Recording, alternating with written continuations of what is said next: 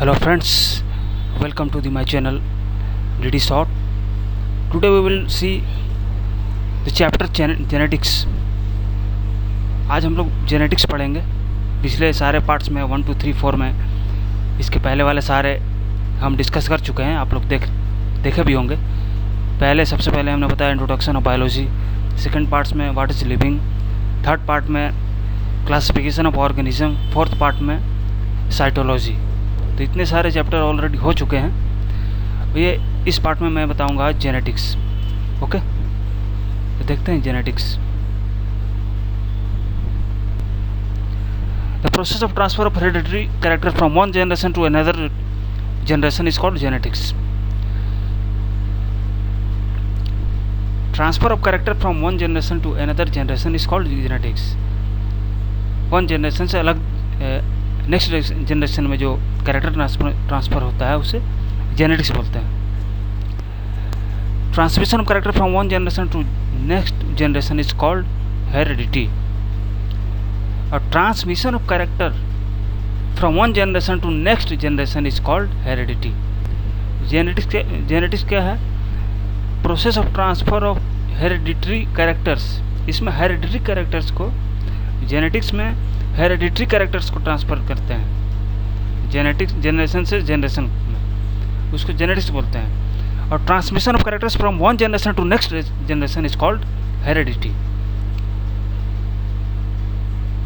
इसमें केवल कैरेक्टर को ट्रांसफ़र करते हैं वन जनरेशन से नेक्स्ट जनरेशन में, उसको हेरिडिटी बोलते हैं.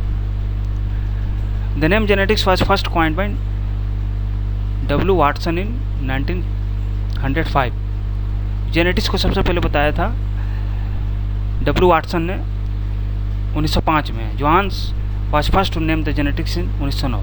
जोहान्स पहले थे जो सबसे पहले जेनेटिक्स का नाम बोला था 1909 में. Gregor Johan Mendel was the first who gave the idea of heredity in his experiment in 1822 to 84. Gregor Johan Mendel सबसे पहले आदमी थे जिन्होंने हेरिडिटी का आइडिया बताया था अपने प्रयोग में. कब? 1822 से 1884 के बीच में. He is known as the father of genetics. Genetics के फादर भी बोले जाते हैं. Mendel had chosen pea plant for his experiment. Mendel ने मटर के पौधे को सिलेक्ट किया था अपने प्रयोग के लिए. Mendel made cross between two pure plants having contrasting character for single trade called mono hybrid cross. Mendel ने दो प्योर प्लांट को चुना था जिनमें एक तरह के कैरेक्टर होते हैं और एक तरह के ही विशेषता होते हैं. दोनों का डिफरेंस नहीं है. दोनों का कैरेक्टर कॉन्ट्रास्ट करता है एक दूसरे को और उसका विशेषता है एक ही तरह का होता है. उसका कैरेक्टर एक तरह का होता है. उसको उसने नाम दिया था मोनो हाइब्रिड क्रॉस. ओके, ये मोनो हाइब्रिड क्रॉस का एक पूरा कंस्ट्रक्शन दिखाया था उन्होंने. ये इसमें देख रहे हैं आप TT, कैपिटल TT कोस्ट में टॉल प्लांट को ये TT से इंडिकेट किए थे और ड्राफ्ट प्लांट को स्मॉल TT से इंडिकेट किया गया है. इसमें क्रॉस पॉलिनेशन होता है. क्रॉस पॉलिनेशन का ये इंडिकेशन है. क्रॉस पॉलिनेशन होता है. उसके बाद क्या प्रोडक्ट आता है? F1 जनरेशन में देखते हैं ये क्या चेंज आता है. F1 जनरेशन में एक टॉल प्लांट और एक स्मॉल प्लांट और है. तो और मिल के क्या बनता है? दोनों का जो क्रोमोसोम मिलता है तो बोलता है ऑल आर टॉल. ये सारे लंबे होते हैं. F2 जनरेशन में क्या है? सेल्फ पॉलिनेशन करवाता है. ये क्रॉस पॉलिनेशन था. और F2 जनरेशन में सेल्फ पॉलिनेशन है. मतलब टॉल प्लांट के साथ पॉलिनेशन करता है. 25% टॉल होते हैं और 50% टॉल हाइब्रिड होते हैं जो एक्स्ट्रा ग्रोथ होता है उसमें.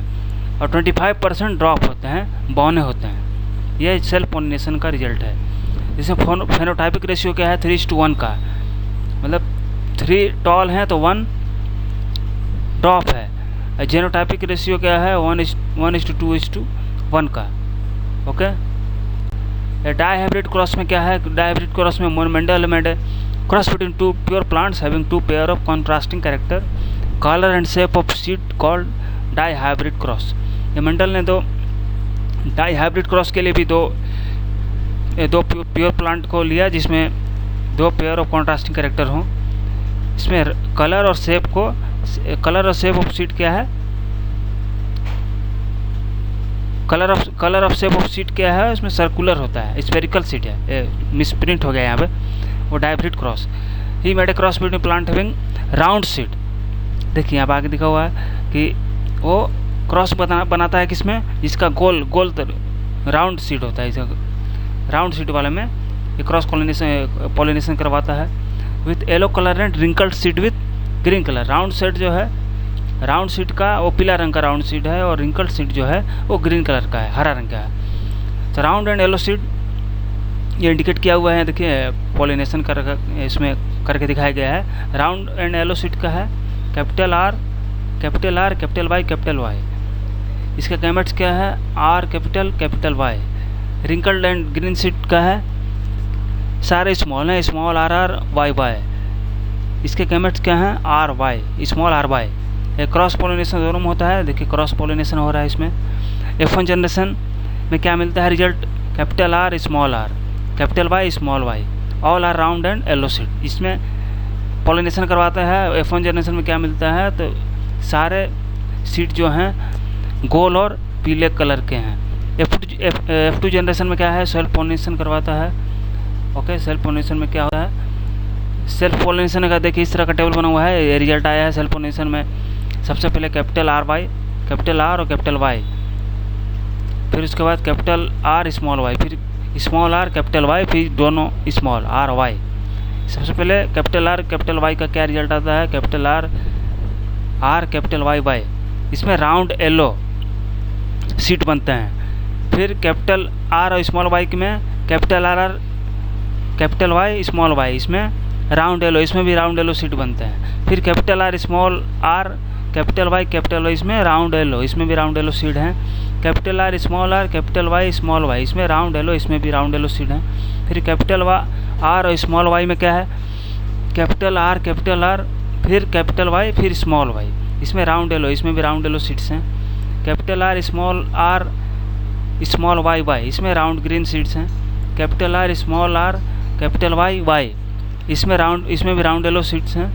और capital R small R Y Y, इसमें राउंड ग्रीन सीड्स है। कैपिटल फिर थर्ड नंबर पे है small R capital Y, capital R small R capital Y Y, इसको बोलता है राउंड येलो। थर्ड नंबर पे है capital R capital Y small Y, इसमें भी राउंड येलो सीड्स होते हैं। Small R capital Y Y, इसमें रिंकल्ड येलो सीड्स होते हैं। Small R capital Y small Y, इसमें रिंकल्ड येलो इसमें भी है। कैपिटल स्मॉल आर वाई में capital R capital Y small Y, इसमें राउंड येलो, इसका रिजल्ट क्या है, राउंड येलो सीड्स का। Capital R small R Y Y, इसमें राउंड ग्रीन सीड्स होते हैं पॉलिनेशन में। Small R capital Y small Y, wrinkled yellow seed. Capital R small Y, इसमें भी रिंकल्ड ग्रीन। देखिए ये सेल्फ पॉलिनेशन करवाते हैं तो ये रिजल्ट आता है इसका। ओके, समझ में आया होगा आपको। इसका फेनोटाइपिक रेशियो क्या है, phenotypic ratio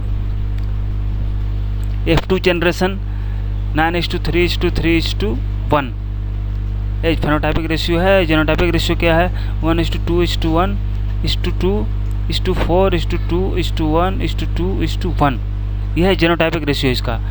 on the basis of mono and dihybrid cross Mendel proposed the law of heredity. इसी के बेसिस पे मेंडल ने लॉ ऑफ हेरिडिटी का प्रपोज किया, बनाया। लॉ ऑफ पेयर्ड यूनिट, ये इस लॉ के अंदर में क्या क्या है, law of pair unit, Mendel proposed that when two dissimilar factors are present in individual, only one is able to express. One that is able to express is dominant factor, while other fail to express is recessive factor. For example, tallness is dominant over dwarfness. Mendel ने जो law propose किया था उसमें दो अलग तरह के factors को, two dissimilar factors are present in individual.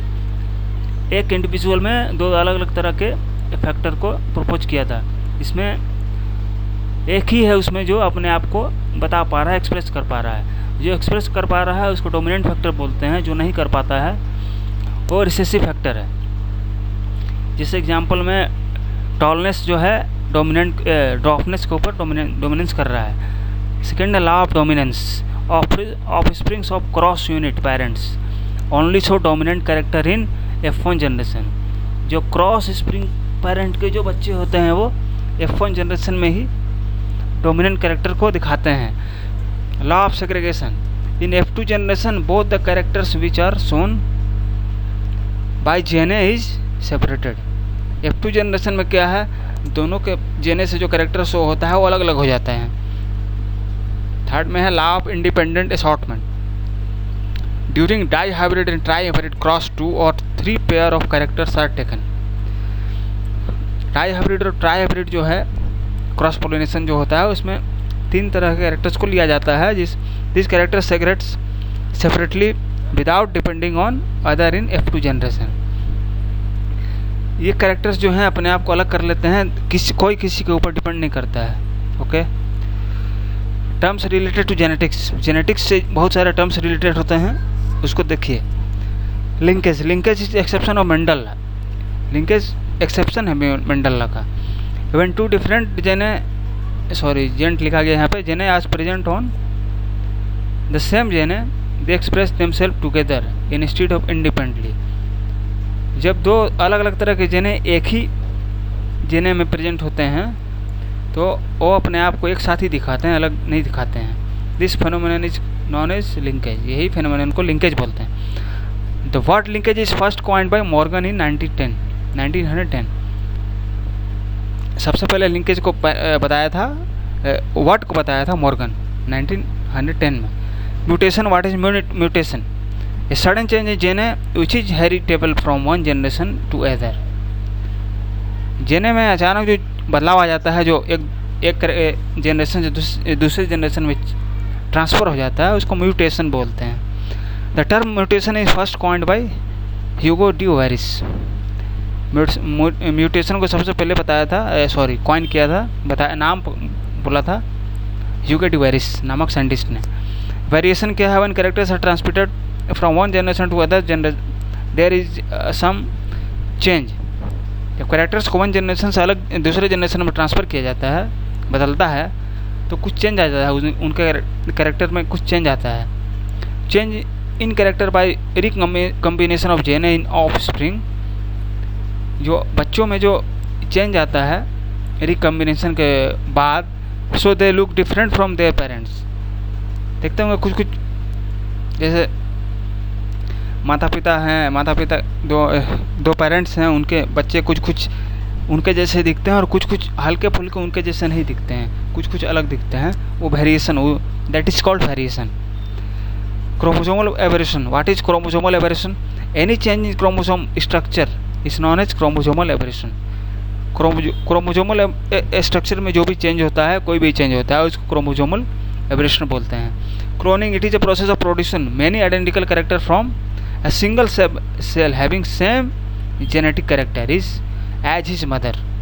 ये उस तरह का प्रोसेस है जिसमें बहुत तरह के एक कैरेक्टर से बहुत तरह के कैरेक्टर्स को प्रोड्यूस किया जाता है। ये जो कैरेक्टर होता है उसका जेनेटिक कैरेक्टर सेम ही होता है, लेकिन उससे बहुत तरह के सेम कैरेक्टर वाले बहुत नंबर्स ऑफ कैरेक्टर्स को प्रोड्यूस किया जाता है, उसको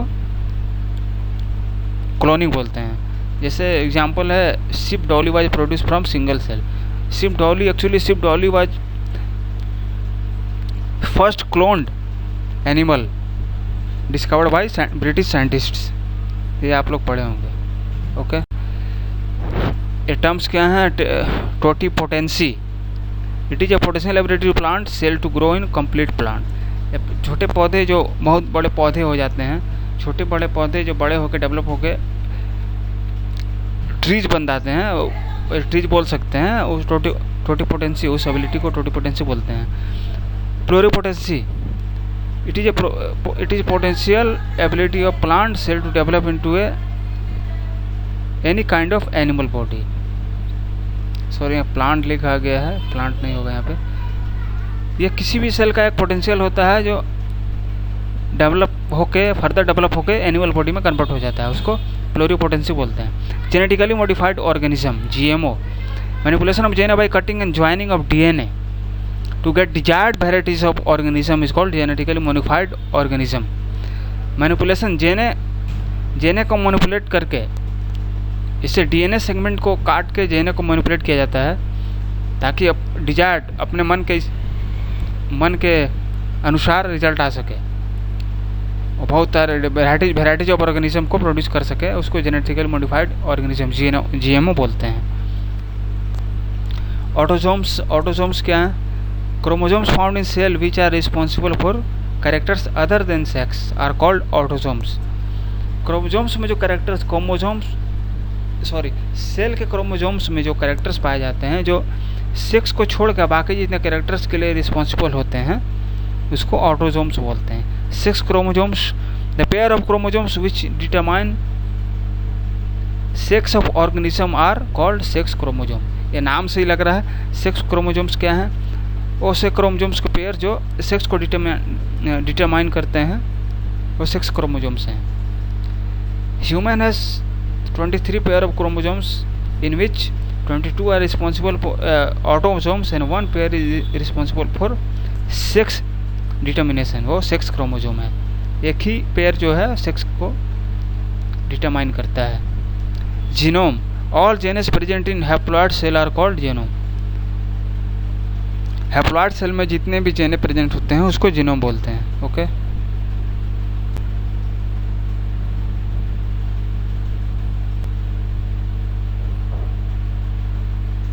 थैंक्स फॉर वाचिंग। अगर अच्छा लगा होगा, उम्मीद है कि समझ में आया होगा आप लोग को। Okay, thanks for watching. अगर बहुत अच्छा लगा होगा, समझ में आया होगा, then please subscribe my channel, share my channel with your friends and many study groups and like my video. अगर अच्छा लगा होगा तो पसंद कीजिएगा, लाइक करें। नहीं अच्छा लगा होगा तो कोई ज़बरदस्ती नहीं है, आपको पसंद आता है तो लाइक कीजिए, शेयर कीजिए और सब्सक्राइब भी कीजिए अगर चैनल पर नए हैं तो। ओके, और बगल में जो बेल आइकन है, सब्सक्राइब लाल वाले सब्सक्राइब बटन के बगल में, ठीक बगल में जो बेल आइकन है उसको भी प्रेस कर दीजिए ताकि जब भी मैं इस तरह के वीडियोस डालूं तो आपको नोटिफिकेशन उसका मिल जाए। ठीक है, ओके, आज के लिए बस इतना ही। जय हिंद।